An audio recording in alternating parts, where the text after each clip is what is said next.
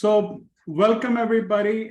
This is our fortnightly webinar series from Ajuba on skill development. We have coined the word skill, which is scientific knowledge for international learning and leadership. So our goal is to bring international speakers on our webinars. This is our fifth webinar. As you can see, we started on May 21st. In fact, Ovi was our first keynote speaker on May 21st, which was on cybersecurity. On June 4th, we switched to semiconductors. Almost Drawer from Applied Materials was our second speaker.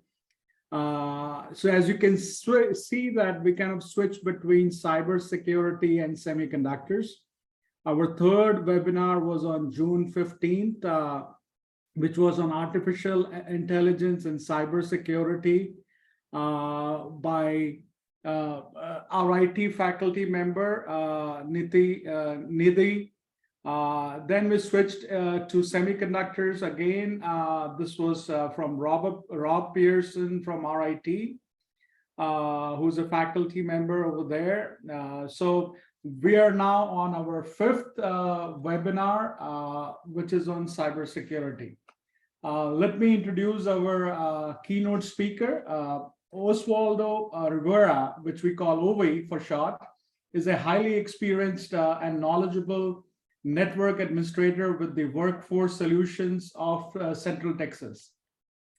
As we have been hearing rightly, his passion for technology has been right from the childhood, which led him to pursue Master of Science. He has a Master of Science in Information Systems from Texas A&M University.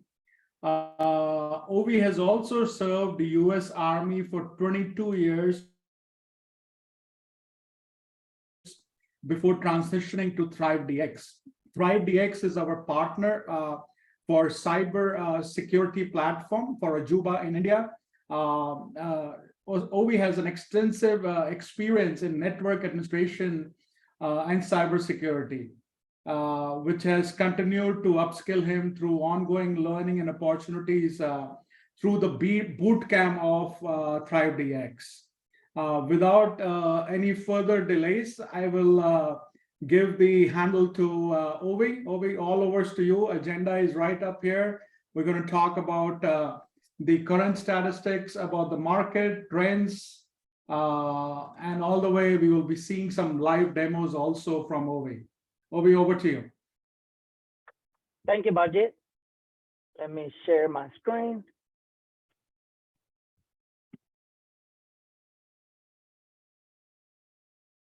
All right, you can see my screen? Yep. All right, so as Bajit said, my name is Ovi. My real name is Osvaldo, but of course it's easier to pronounce Ovi. As I was sharing with Bajit, I was born and raised in Puerto Rico. Then I enlisted in the United States Army, and I spent 22 years in the United States Army, retiring a little bit over 10 years ago. And currently, I am a cybersecurity facilitator for the boot camps for ThriveDX. I was a network administrator for the Workforce Solutions of Central Texas, and that's how I discovered the cybersecurity. And I'm gonna talk a little bit about that, about my experience and my transition into cybersecurity when I talk about the boot camp later on.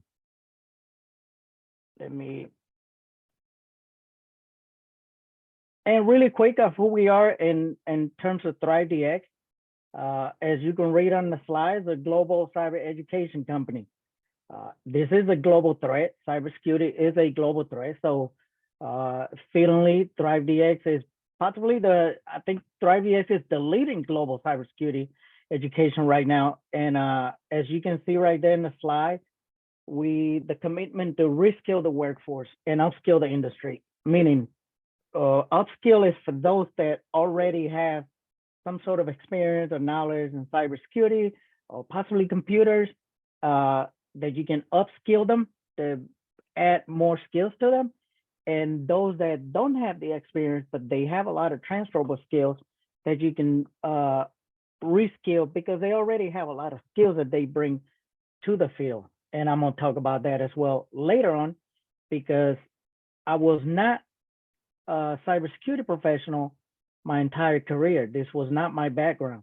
So if you are one of those that is looking to change your career, this is an amazing career to change into it.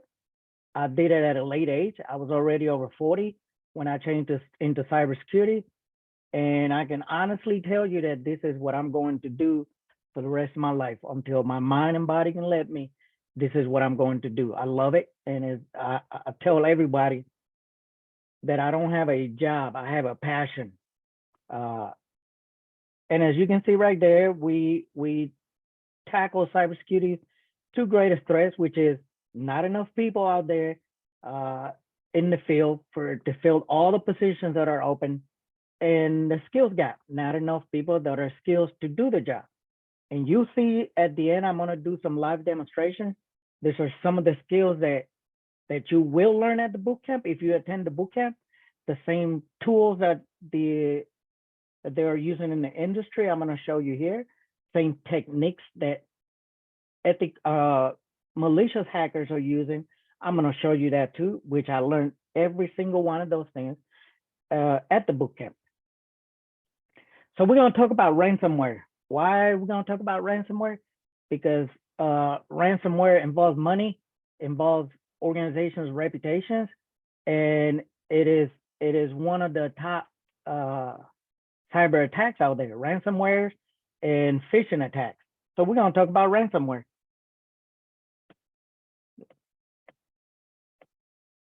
Okay, if this is 2022 numbers, and I obtain a lot of these numbers from different sources, and some are from the United States, from the Federal Bureau of Investigation. But if you look in that slide right there, and I wanted to show you, you see India is right here in terms of percentage of organizations hit by ransomware in the last year. India is at a 78%. 78% of organizations were hit by ransomware in 2021. So this is 2022 report. That's very alarming where you guys are at, way up there. 78% of organizations were hit by ransomware in India.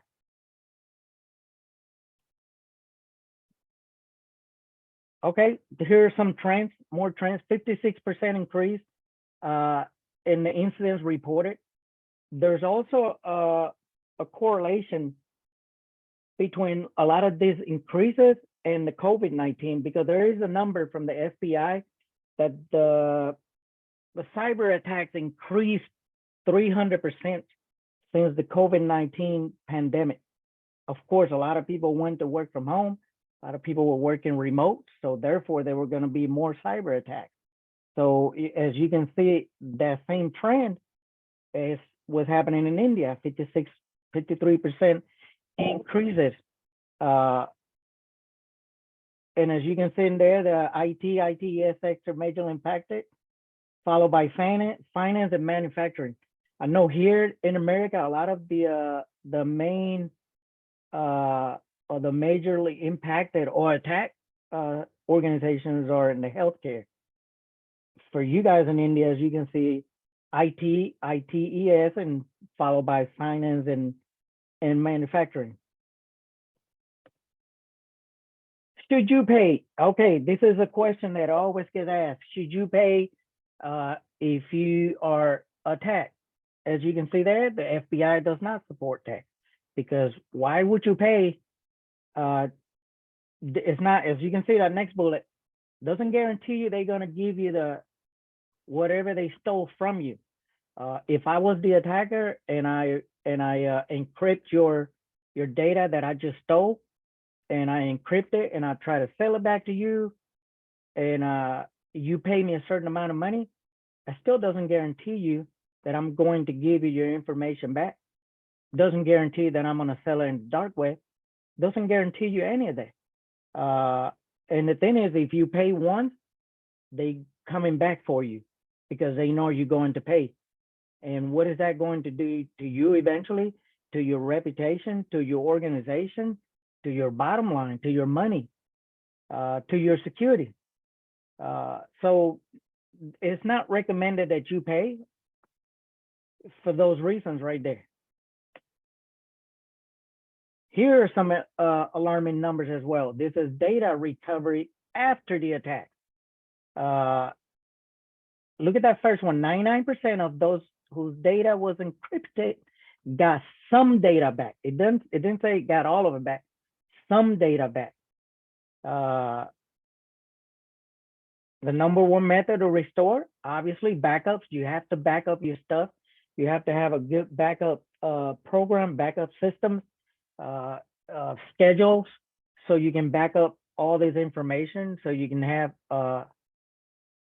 redundancy and have this information backed up in a few places, so you can replace it, and there's no slowdown in your organization's day-to-day tasks or downtime, because you don't want the system to have that much downtime, because you're going to lose money. Look at that one. 46% paid the ransom to get data back. 46%. Why do they pay? I don't know. Maybe they're scared. Maybe they're scared about their reputation, but eventually it's going to come out. It's going to come out, and it's going to be even worse. It takes about 20 years to build a reputation. It takes one cyber incident to lose it all. And look at that last number, 4% that paid the ransom got all their data back. Only 4% got all of their data back. So if that's not another reason to not pay, I don't know what it is. So how to prevent it? These are 6 amongst many. The main thing is a mindset, is on us to I always tell people, think before you click. Think before you click. We are too quick to click on everything we see on the internet, on social media, on emails that get sent to us. We are really quick to click on it. So think before you click. If the email attachments look suspicious and you were not expecting it, don't open them. Do not open them. I have thousands of emails that I never opened. I looked at them. If I see something suspicious, if I wasn't expecting it, do not open it. Of course, number 3 is common sense. You don't want to give personal information to just anybody. USB drives. Those were about 10 years ago. I know when I was in the military, we were forbidden from using them. Those USB drives.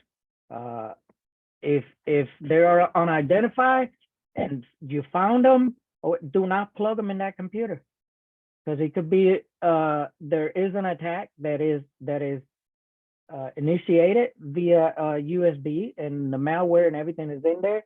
And when you plug it in your computer, you just got infected.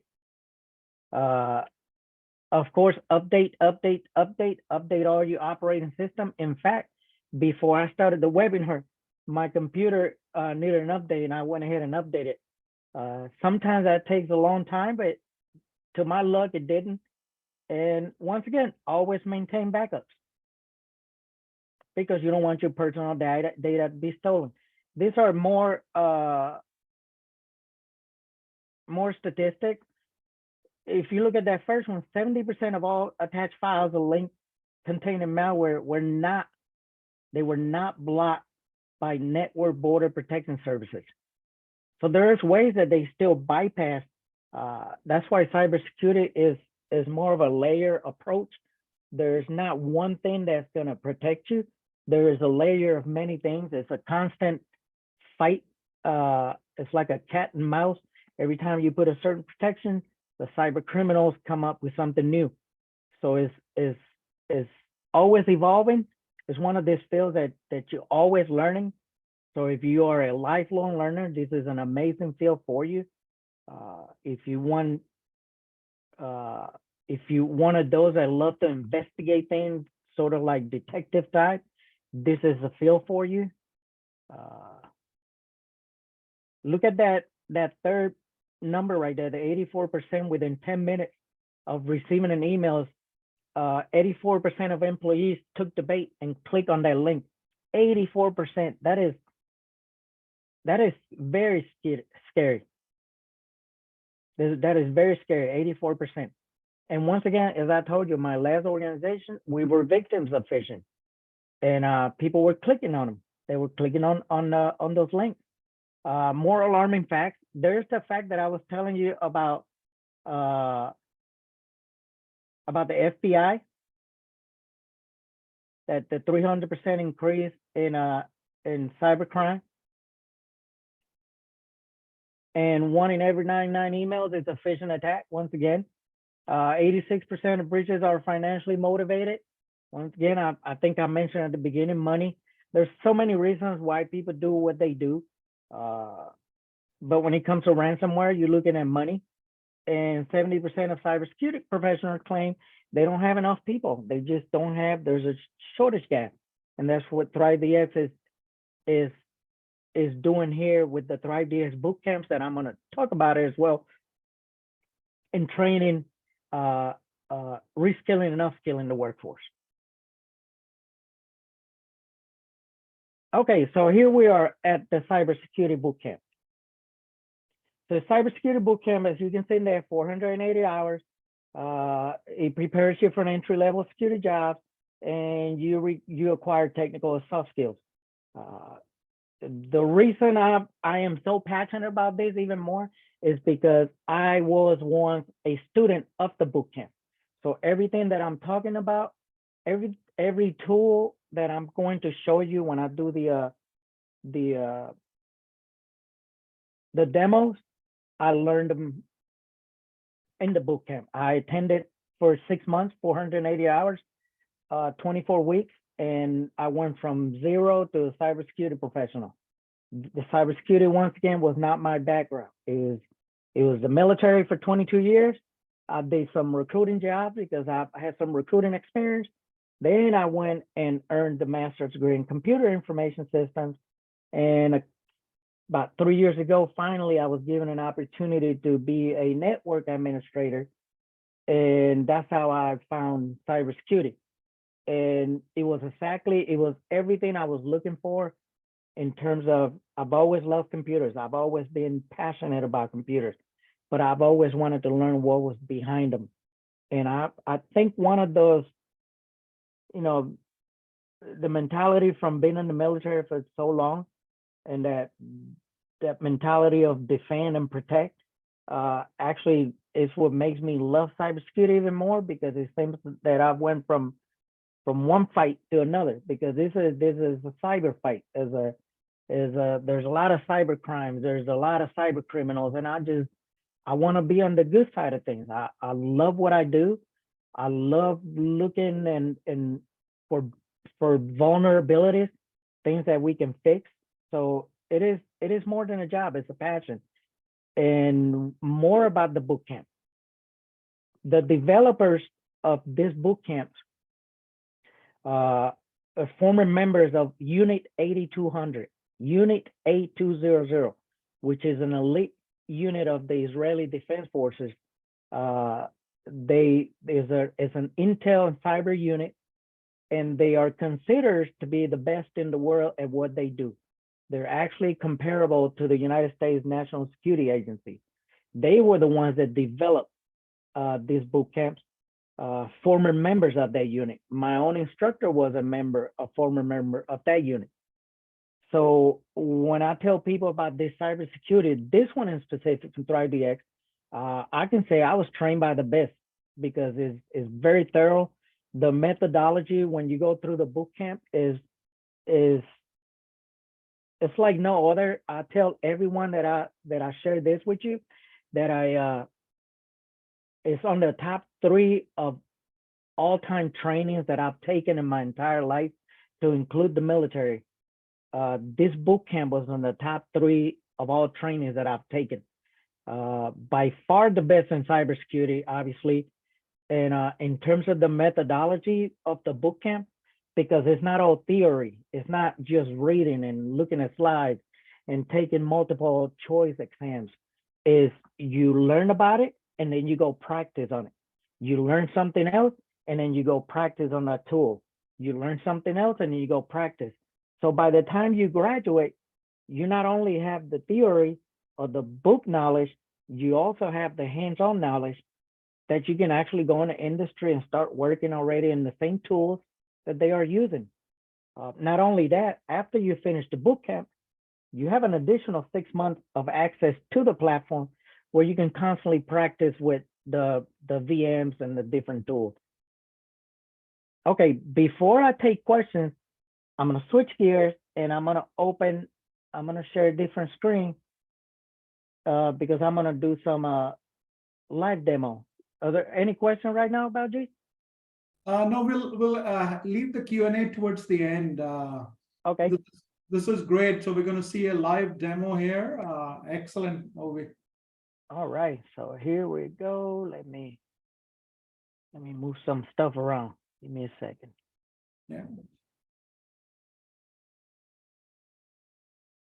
As you're bringing up the demo, Ajuba has integrated ThriveDX content and lab work into a postgraduate diploma, which I'll be talking after Avi's demo here shortly. Okay, so here we are. This is a network hacking. So yeah, so I'm hacking into a network.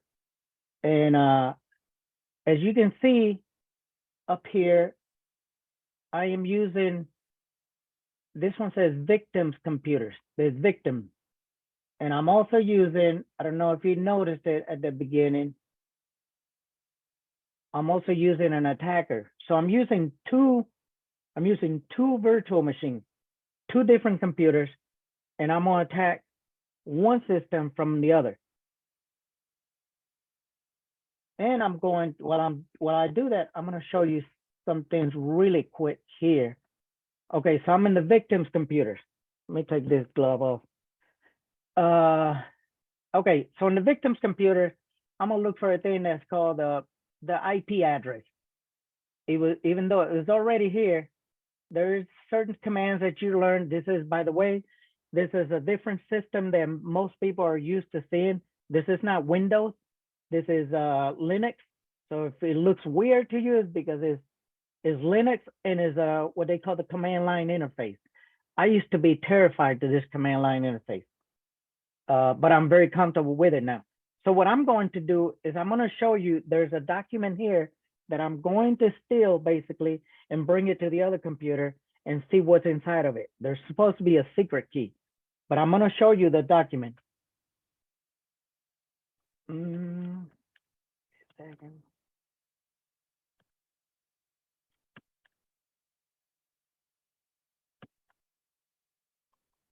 Okay, and by the way, all these commands that I'm typing here, I learned all this stuff, every single one of them at the boot camp. So even if it looks like you're looking at a foreign language, trust me, I was there too. I learned this.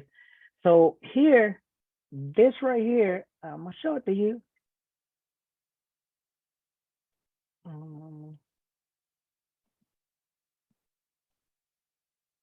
Okay, here, you can see right here, it says solution txt. That file, I'm going to bring it to the other system and I'm gonna open it and see what's in there.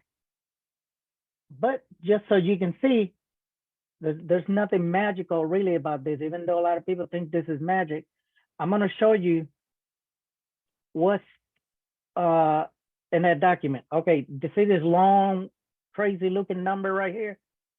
That number should show there when I open the document there. So, okay, so from here, all I need is the address, 10.0.25.244, 10.0.25.244, 10.0.25. Let me go to the attacker, 10.0.25.244. 10.0.25, 10.0.25, 244. Just want to type it right away so I don't forget it. So now I'm using a tool called Kali Linux, which is a known hackers tool. Is known in the industry, as well as ethical hackers use them, and penetration testers and cybersecurity professionals. And within Kali Linux, I'm going to call a tool called Nmap for network map. And this tool is going to do is it's going to scan the that address, and it's going to scan for ports, and it's going to look for what I will call any open areas, any vulnerabilities, any ways to get in, any open doors, any unsecure windows. What is going to tell me what version? Okay, so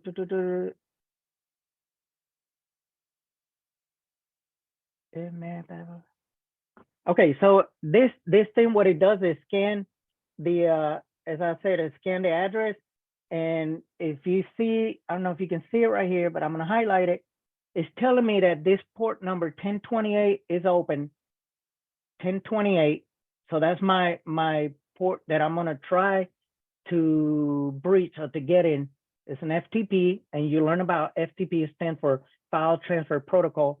You learn about this at the bootcamp, and it's telling me the version. I've already done a research, and this version it is vulnerable. So I needed the information that I needed is here, 1028, and I have my address. So now what I'm going to do, I'm going to call another tool called Metasploit. Is a MS for Metasploit Framework F console. Metasploit console. This is another tool that the first tool, what I was doing, I was investigating, I was scanning. Now I found what I needed. Now this next tool that I'm going to open, it has this exploit, or there's modules with different types of attacks. I'm going to use an attack called a dictionary attack, which it goes through a list of common names, a list of common passwords, and try to log in with to see if we can find the passwords. A lot of employees, human beings, their passwords are easy to crack. They're easy to crack, and with Metasploit, there's lists out there. There's hackers out there that have lists with millions of names and passwords that they can try. So I'm going to try a dictionary attack. This Metasploit has a lot of modules. It can take a long time to do it, but I already know which modules I'm going to use. So I'm going to call it really quick.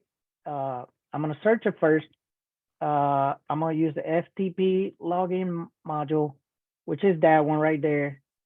This is the module, and the module has a payload, which is a payload is an attack that is built. Its package is all nice and neat for you to change a few things here and there and do the attack. So I'm going to use that module, auxiliary scanner, FTP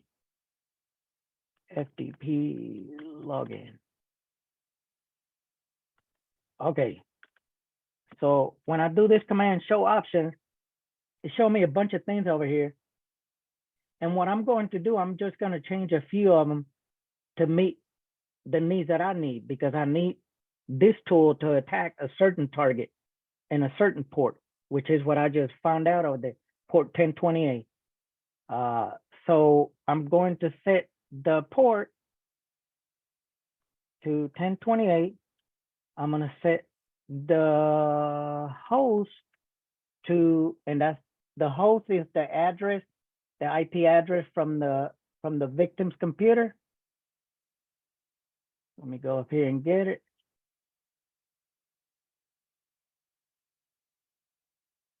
$10.05.244. 10.05.244.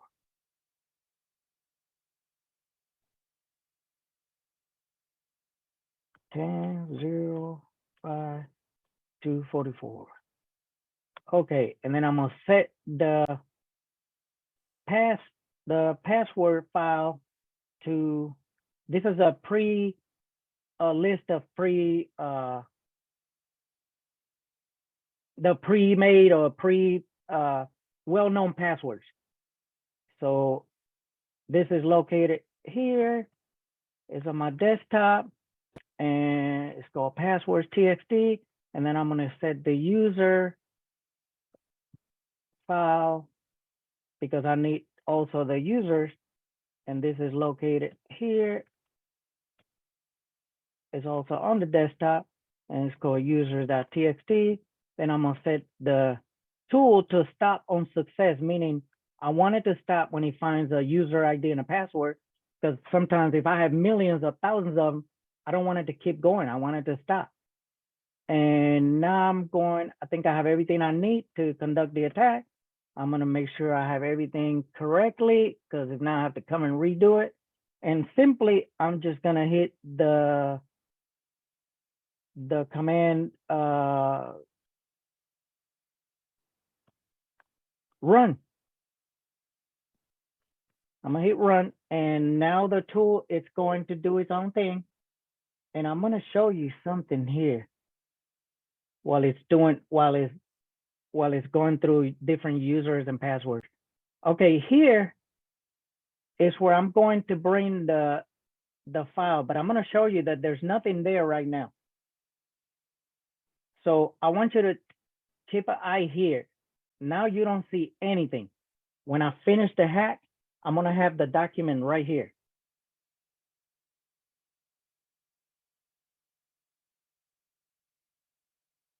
Okay, and as you can see right here, what the tool is doing,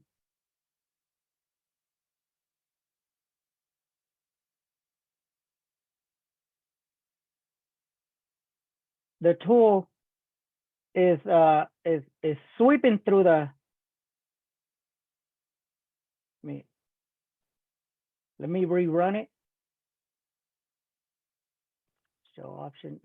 The tools is supposed to go through every user ID, every password, and give me a good combination. Let me make sure I got everything right here, because it seems like it gave me a failed attempt. And let me run it again. 1028, 10.05, 244. Let me make sure I got the right IP.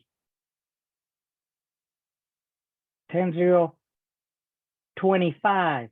I did the, as you can see, 10.0.25. I had the IP typed incorrectly, and that's why it didn't let me in. 10.0.25. I'm sure some of you probably cut that.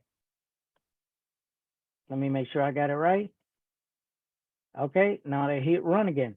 Now the tool start doing a sweep, and it's gonna try at every attempt, and it failed again. But whatever, oh no, it's going. Okay, so now it's going through every combination of, and I'm gonna show you exactly where there is at too. It's going through every combination of these two files right here. These are my files with user names and passwords, and the tool is going through each of them. And when he finds the right combination, if he finds the right combination, then he shows me with a green plus sign, and he tells me that the login, instead of fail, it will say login successful. And I'm going to use those credentials to go into the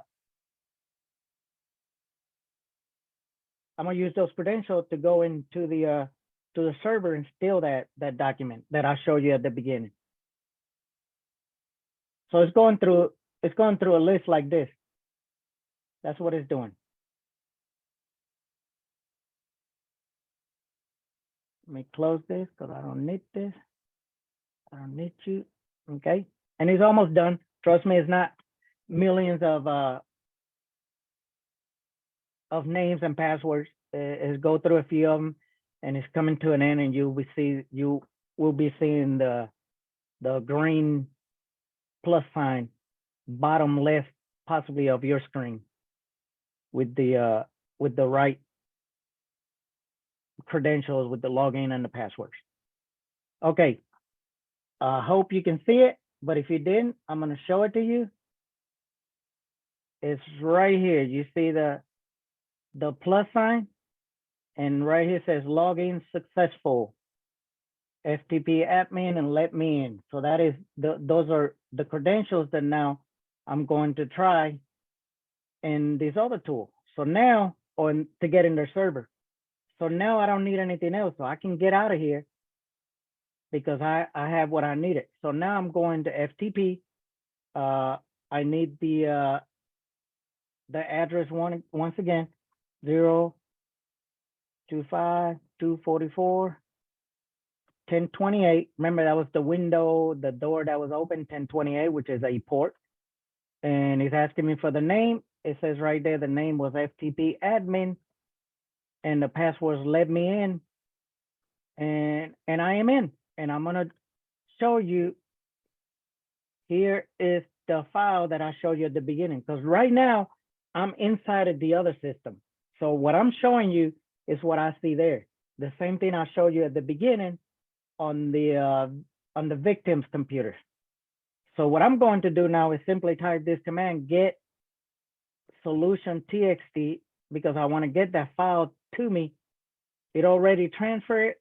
I can get out of that person's computer or that person's system because it's a mine now. So now I'm back into my computer, and now I need to verify to see if the file is in there. And voila, it's right here, solutions txt. So if I open it right now, it should show me that weird number, long number that I showed you at the beginning. And it's right here. So I was successfully able to steal that document from that person's system to this one. And I got one more thing to show you here. Remember I showed you here, here it is. There was nothing at the beginning, now it's here. And if I open it, it's the same, that's the secret key that I needed to find. Now, can you imagine that if instead of that, I was able to get into your system, into your organization, and steal a bunch of information, able to get in and get documents of people's personal information, people's bank accounts, and take all that stuff and encrypt it and send you a ransom note for you to pay me, or I'm going to sell this into the black market, or I'm going to release it. That would be a horrible day for you or for your organization. So okay, so that was one scenario of many that can happen. So this one was a network hacking.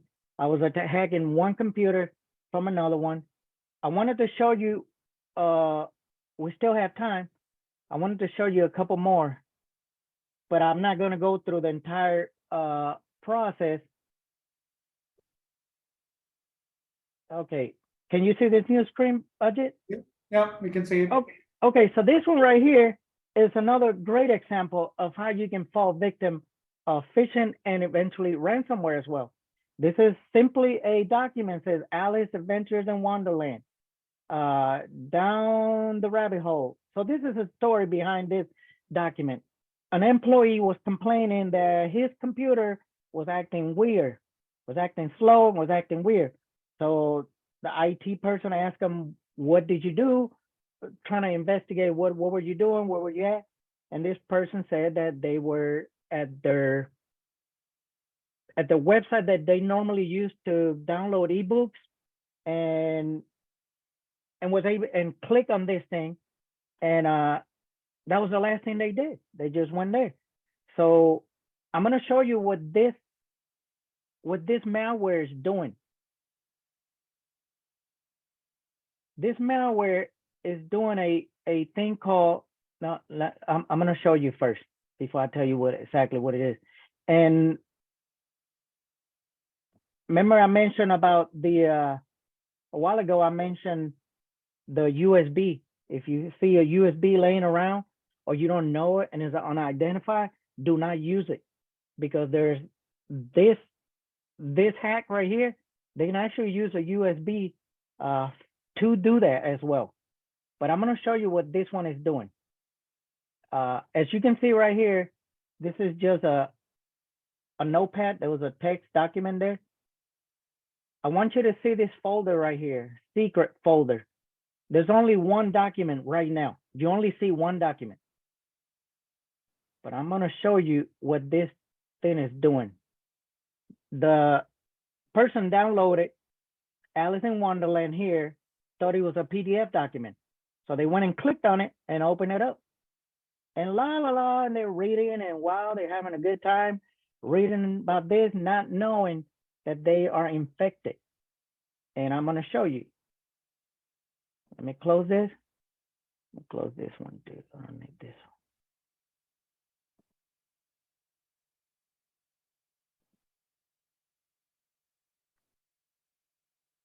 one. On back here. Okay, so now everything I start right now, I don't know if you just noticed, another document showed up and another document just showed up. There's 3 documents in there and I haven't done anything. All I'm doing is right now, matter of fact, let me do something over here really cool. Let me type my name, Osvaldo Rivera, and I'm gonna close this. Come on, if you can. Okay, I'm gonna close it. It's asking me if I want to save it or not. I'm gonna say no, I don't want to save it. So it shouldn't save, right? Look, there's another document that showed up and another document that showed up. There's 5 documents that showed up in there that I have not even opened. So something is automatically opening this thing. Something is opening those things automatically. And let me see this last one. Maybe not this one. Let me see.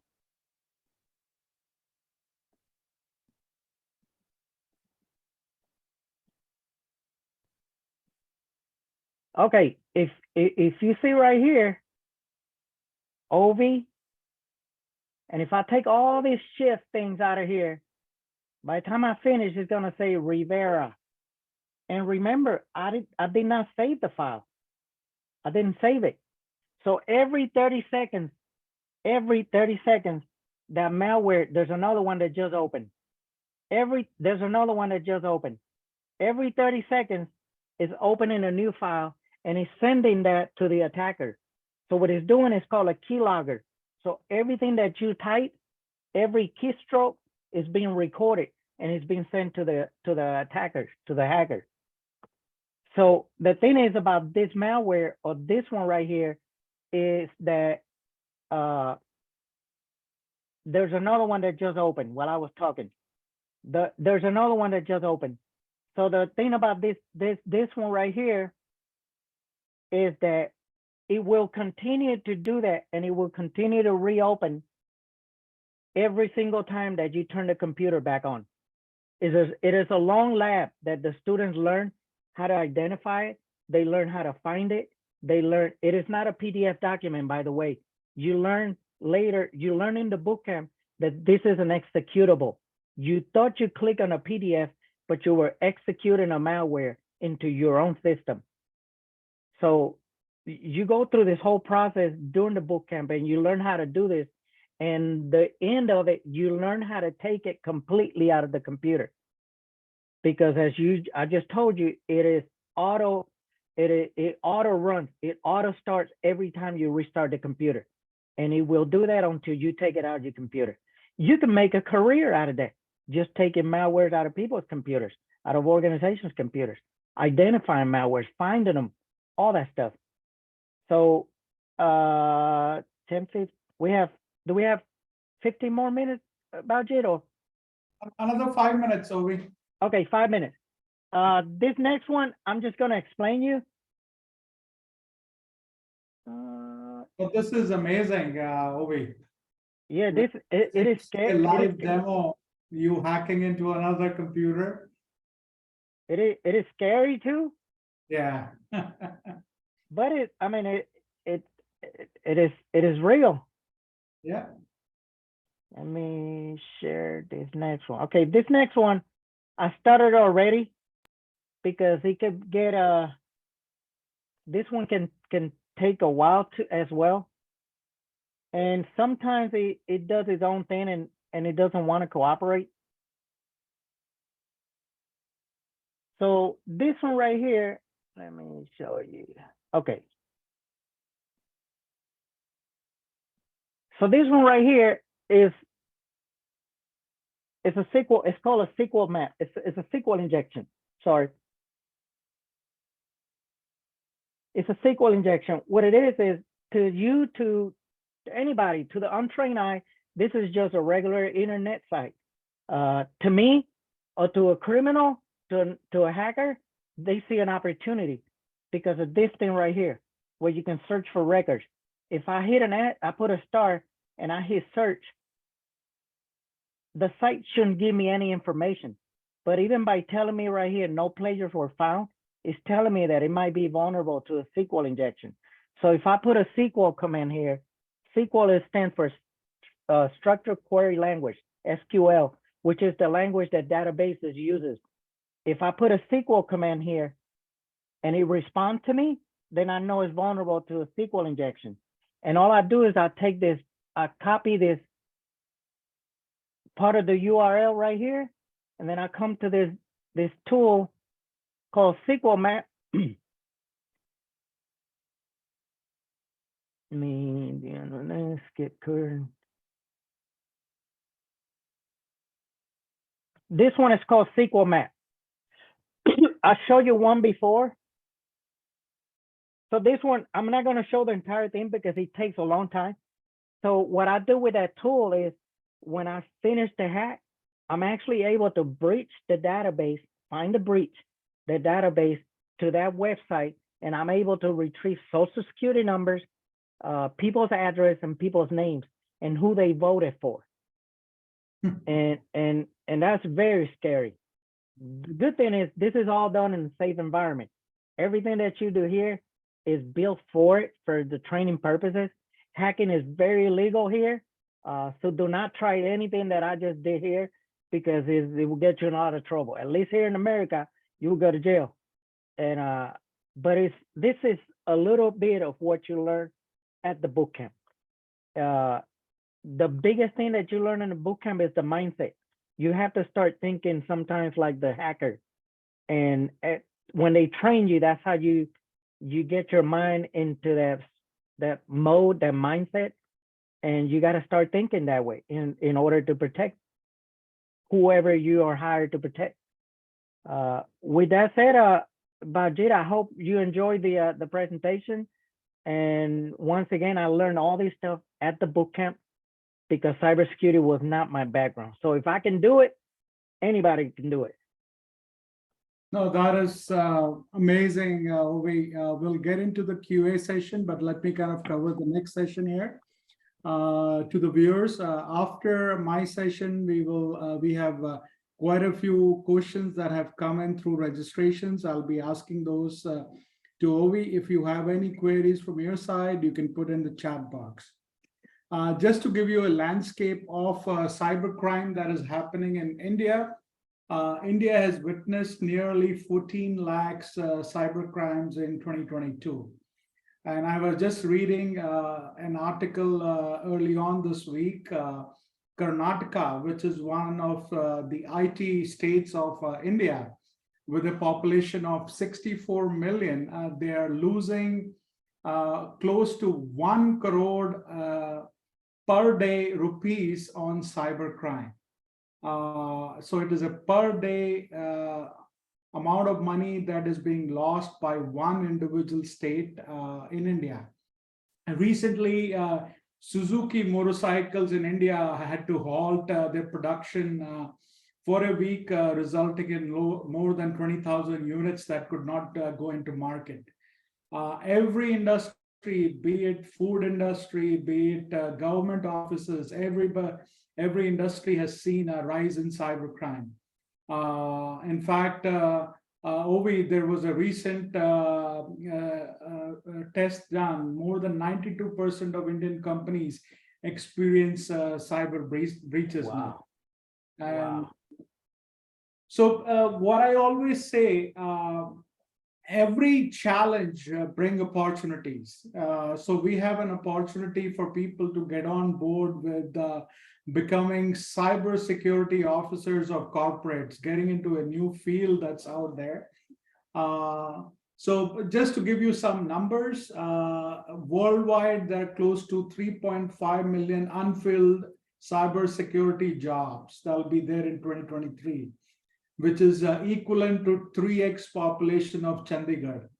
As of recent May, one of the reports in May said there are 40,000 jobs in India that are still vacant. So this kind of brings in a lot of opportunities for the young talent to get into this field of cybersecurity. What Ajuba is offering? Ajuba has partnered with Rahat Bahara University up in Mohali in Punjab to offer a one-year postgraduate diploma. It's a very unique, it's India's first postgraduate diploma with an international advanced learning. And after that, we give a 6 months paid internship. You can take a picture of this when you go through the QR code. It'll take you to the website, which outlines the details of the program. But on this program, we have partnered with ThriveDX. ThriveDX for the content and the lab. We will have an on-site lab instructor and an instructor who will kind of go through the entire modules. For advanced learning, we have partnered with the Rochester Institute of Technology up in Rochester, USA. I just wanted to show a short video of the advanced labs that Rochester has.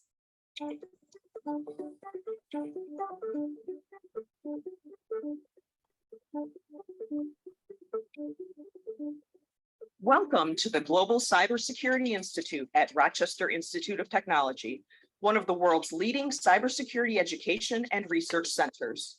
The Global Cybersecurity Institute offers students, researchers, and industry access to cutting-edge technology and multidisciplinary talent and knowledge.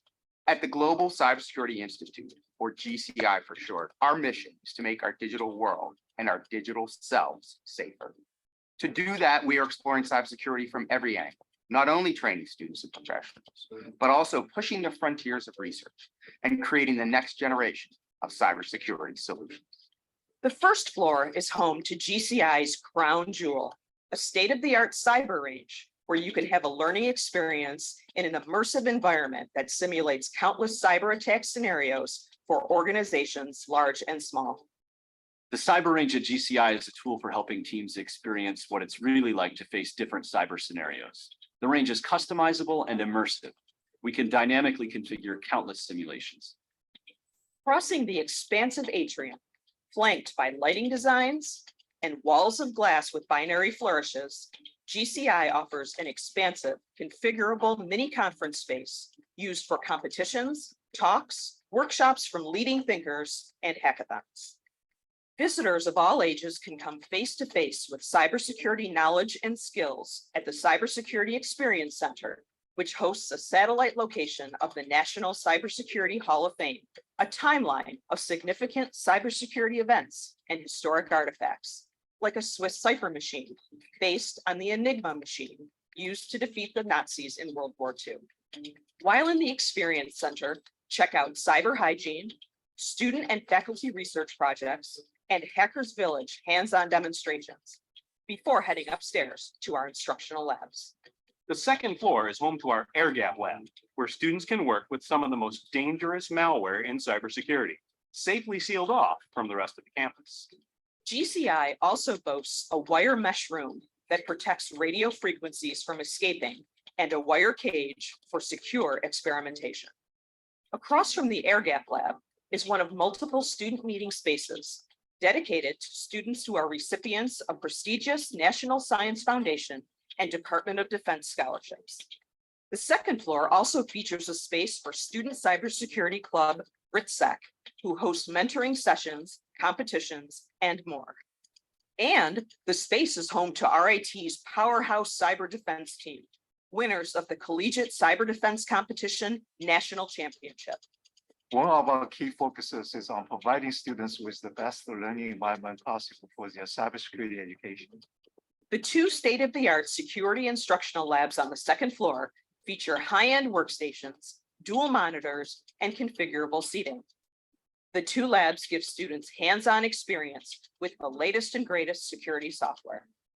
In addition, the Eaton Cybersecurity Safe Lab provides students with opportunities to gain experience in solving real-world problems for industrial partners. The third floor is home to GCI's collaborative research spaces, combining sleek breakout areas with modern touches and secure rooms for research projects. The top floor of GCI brings together researchers across disciplines to take a holistic and socio-technical approach to cybersecurity. Whether working on National Science Foundation supported research or collaborating with partners in industry and across the RIT community, our research teams are tackling the toughest problems in cybersecurity. GCI researchers are working on cutting-edge research projects that include vehicle-to-vehicle communications, secure software architecture, deep fakes, and artificial intelligence. And all of this is located at one of the most comprehensive computing colleges in the nation, the Golisano College of Computing and Information Sciences at RIT. All right, let's continue. So what we have done is this program, the postgraduate diploma at Rahat Bahra University, is meant for either a diploma graduate or a degree graduate. So whether you have a 3-year diploma or a 4-year degree, you can apply for this program. The program is 1-year program with a 6 months paid internship. How the program works is essentially 9 months you are in India at Rahat Bahra University. This is where we use the Thrive DX platform, the boot camp, all the modules are being taught, and the 3 months we give 3 options to the students. And for the 3 months advanced learning, you can either opt for a USA, which is an advanced learning in Rochester Institute of Technology. The second option is Israel. The third option is India itself. So you can opt any one of these 3 options for advanced learning. And post that 1-year program, you will essentially go for a 6-month internship, which is a paid internship. Now, coming to the 9 months foundation building, we not only use Thrive DX platform, but we also spend a lot of time on soft skills. For example, communication skills, the technology in terms of teamwork, in terms of stress management, resume building, all that is part of the soft skills of the program. Coming to the fees of the program, so you can see for the 9 months, which we call the foundation building in India at Rahat Bahra, the fee is 2 lakh rupees. Now the 3 options, I'll go one option after the other. The first option that I'm giving is if you opt for advanced learning in India itself, the advanced training is 1.5 lakhs. And 1 week to Bangalore, which is inclusive of travel, lodging, and boarding, is about 0.5 lakhs. So total, if you choose India as an advanced learning option, you will spend about 4 lakhs in total. If you choose USA, which is RIT, the 2 lakhs for the 9 months remains the same. An additional 1.5 lakhs kicks in for overseas coordination and management fee. The advanced training at RIT is 15 lakhs. The 10-week housing, lodging, boarding on a twin sharing is optional. You can pick your own housing and food also. That is 2.21 lakhs. Your travel and visa fee again is optional. You can do it by yourself. It's about 3.5 lakhs. This is if you pick USA as your advanced learning. If you pick Israel, the 9 months fee remains the same, 2 lakhs for the 9-month foundation and overseas 1.5. Israel advanced training is 9.5 lakhs, 10 weeks housing, lodging, boarding is 1.23. travel and visa fee remains the same, which is 3.5 lakhs. So these are all the three options. The internship, so after you complete your 1 year foundation and advanced learning with us, it's a paid internship for 6 months. On an average, cybersecurity engineer can make up to 97,000 US dollars per month, which is equivalent to about 6.66 lakhs per month. Average internship salary starts around 3,500 per month USD, which equates to about 2.87 lakhs. So within 6 months, you could be making about 17.22 lakhs. So you can easily see whatever you have spent in 1 year, you can easily make much more with your 6-month internship. So again, you can go ahead and take a picture of this. This will take you directly to our website, which outlines all the program details. The admissions are open right now. So we look forward engaging with the future participants with any questions, whether they have it on Thrive DX, foundation building, RIT, all the different options. We look forward hearing from you guys. Let's move to our Q&A session, Ovi. So there were several questions that came in, and I'm going to ask you one after the other. So I think the first question you have already covered, but I'll just ask anyhow if you want to add anything, Ovi. What is ransomware and how does it impact organizations in today's digital landscape? I think you covered it. Yes, and I can talk a little more. So ransomware, you hear all these wares, software, ransomware, malware. It is malicious, malicious program, malicious. Anything ransom is malicious, it's bad. Why is it called ransomware? Because, for example, when I cover in there, the enemy can encrypt your stuff and hold it at ransom and for you to pay them in some sort of possibly Bitcoin. So that's what ransomware is. People getting a hold of your information, encrypting it, and trying to sell it back to you and blackmail you and all that stuff. Did that answer the question?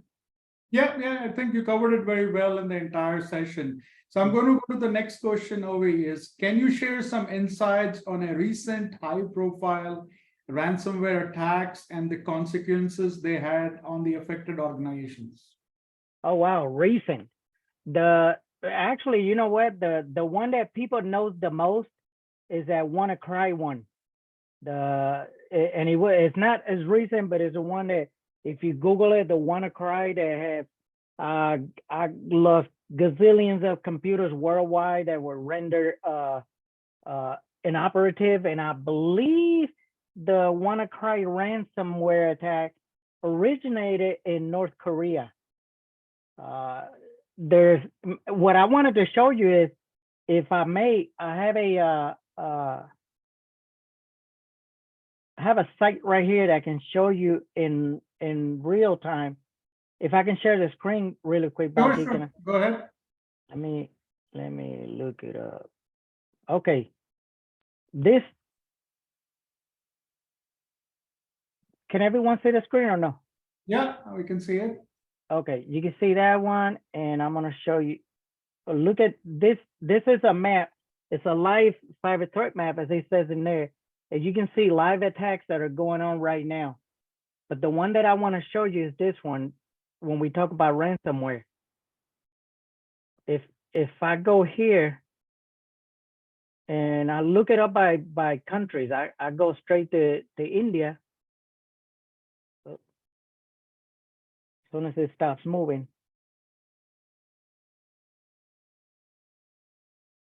You can still see my screen, right? Yeah, it's a gray screen right now. Do you? Yeah. Yeah, now we see it. Yeah. Which one do you see? You see the world map? The one that says cyber threat real-time map? Yeah, live cyber threat map. Okay. And I wanted to, let me show you a different one. Okay, now you see this big one, right? Yeah, now we see it. Yeah. Okay. I'm gonna go by I'm gonna go to India.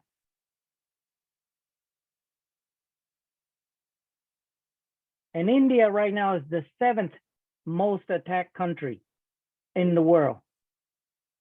And if you go right here on statistics and you go ransomware, it'll show you the ransomware attacks in India in the past. Let me go here per country. I'm gonna go to ransomware and I'm gonna look for India. This is where you get the latest. So India, ransomware, this was July 15 yesterday, 1,925 ransomware attacks or events in Wow. July 15. July 14, 1,518. Wow. That's what I wanted to show you. If you want to know a recent event, there's 1,518 that just happened yesterday in India alone. Wow. I hope that answered your question. Yeah, no, that I think that's so let's go to the next question over is when it comes to data recovery after ransomware attack, what are some statistics and case studies that shed light on successful recovery efforts? I think you covered this also. I did show the statistics of how many, the percentage of those that get some information back, and the ones that get it all back is only like 4%. That's right. I remember that number, 4%. So next question, how crucial are data backups and disaster recovery strategy in mitigating impact of ransomware attack? Okay, very crucial. I think I did cover the backups. I think I said backup. You want to have redundancy. You want to have, because that's the only way you're going to get, you guarantee you're going to get all your stuff back if you have backups. Of course, if you have a disaster, you need to have a disaster recovery plan, risk management. That is very, very critical because you need to know what to do before stuff happens. You also need to know what to do when stuff is happening and what to do after stuff happening, which is one of the things you learn in the boot camp, because you learn everything from forensics to malware analysis. You learn all the steps of cybersecurity. So you choose after that which route you want to go. Maybe you want to go to court and litigate, and forensics is going to be your thing. But you learn all that stuff in the boot camp. I'm going to go to the last question, Obi, is how can employee education and awareness play a critical role? I wanted to spend more time on this. Yes. So if you could give us a little bit how Thrive DX is kind of pushing content and knowledge on cybersecurity. Well, the way Thrive DX is doing it, one of the ways, which is my area, is the education piece of it. Based on that question, how critical it is, the education and training employees, that is the key. Training is always the key. And one thing I always say when it comes to training, train as you fight. Train as you fight, meaning the training has to be as realistic as possible. If you're just going to take one of these trainings where you just go through it really fast so you can pass and say you did it, you check that block, you're not learning anything, because one of the things that I covered before, I was talking about the mindset. If I can't get your mindset to think a certain way, then I'm losing. Same with this bootcamp. If I can show you all these tools and all these hacking things, but if I can't get your mind to think a different way and to change the way you think, then I'm wasting my time. Because one of the biggest threats to us humans is complacency. Complacency kills, man. We get used to a certain thing and we are creatures of habit. The complacency kills. So training is very, very critical to everything, especially the employees. When it comes to phishing too, remember that, think before you click. So training, realistic training. No, excellent. I mean, could you, Obi, I think, could you also explain, retraining? I know training is one, but retraining, what would be the frequency of retraining within corporates or institutes? Oh, wow. Retraining, when you talk retraining, you're talking about retraining every employee or just cybersecurity employees to get Both. What would you recommend on both the scenarios? Okay, retraining. When it comes to your cybersecurity professionals, I think during the presentation I talked about lifelong learning and how much this field changes all the time. So it's a constant. What you learn today may not be the same next month.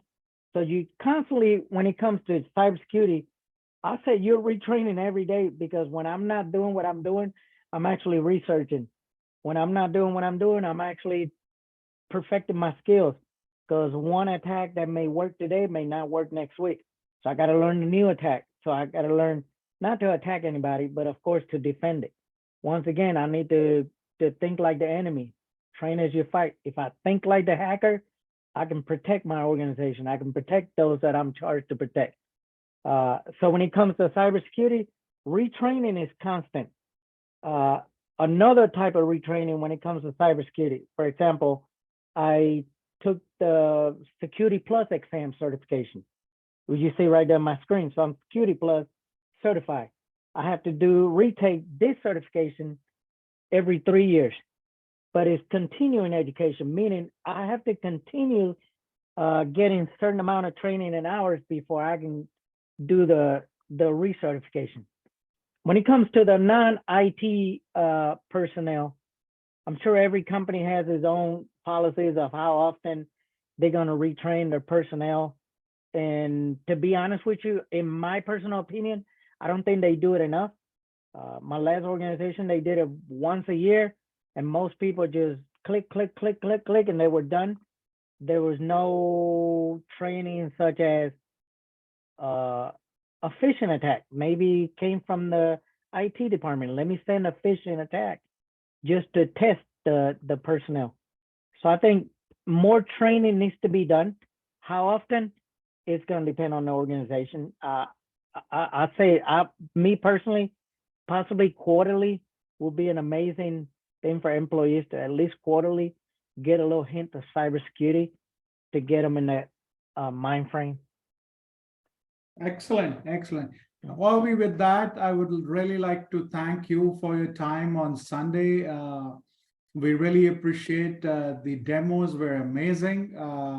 Thanks once again, and we'll look forward hosting you again down the road in our fortnightly webinar. Thank you to all our viewers on Facebook who are watching this, and also this will be available on our website, the recorded version of it. So thanks, Ovi, again. Have a great rest of the Sunday, and thank you to Thrive DX for this. My pleasure. Thank you. Have a great day. Thank you. A great evening. Bye-bye.